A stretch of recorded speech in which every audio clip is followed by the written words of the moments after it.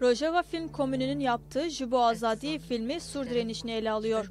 YPS komutanı Çiager'in öncülük ettiği 100 günlük Sur direnişi hafızalarda tazeliğini korurken, Çiagerlerin ideolojisiyle özgürleştirilen Rojava topraklarında bir kez daha hatırlatılıyor. Özgür topraklarda özgür sinemanın önemli bir örneği olan Jibo Azadi filmi, Sur direnişini Zilan isimli bir direnişçinin gözünden ele alıyor. Filmin göze çarpan bir diğer özelliği ise DAEŞ saldırılarına karşı amansız bir mücadele veren Kobane kentinde çekilmiş olması. Sur direnişi de Kobane gibi DAEŞ zihniyetine karşı gerçekleştirilmişti. Sur'daki büyük çığlık bir kez daha Kobane'de hayat bulmuş oldu.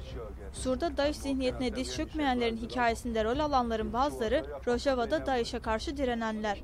Sadece oynayanlar değil, kamera arkasında görev alanların bazıları da aynı zamanda öz savunmada yer alan direnişçilerden. Yönetmenliğini Ersin Çelik'in üstlendiği filmde Çelik'in yardımcılığını Diyar Hasso yaptı. Filmde devletin kirli yüzü, direniş, moral, savaş gerçekliği tüm çıplaklığıyla beyaz perdeye yansıtılıyor.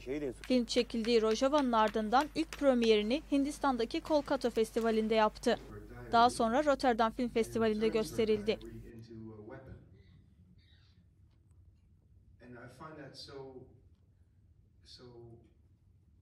Such an important moment because the diary is the memory, is the document that she can carry out to the rest of the world.